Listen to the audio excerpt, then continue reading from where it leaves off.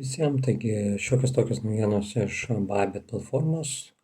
Kaip žinote, nuo Liepos jau pradėjo veikti Bybit EU platforma, kuri yra paleista grinai Europos rezidentams, Europos rinkai, taigi neturi jokių limituotų dalykų kaip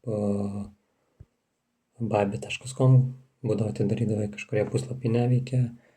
Taigi dar šiuo metu galima naudotis ir bybit.com, Bybit EU kartu, tai žiūrėsim, kaip bus nuo sausio 1, bet galima gauti 2 cashbackus.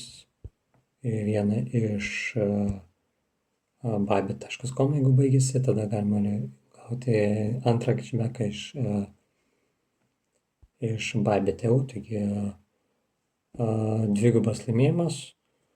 Nuorodą registracijai paliksiu apačioje, jeigu dar nesate užsiregistravę bybit.eu platformoje.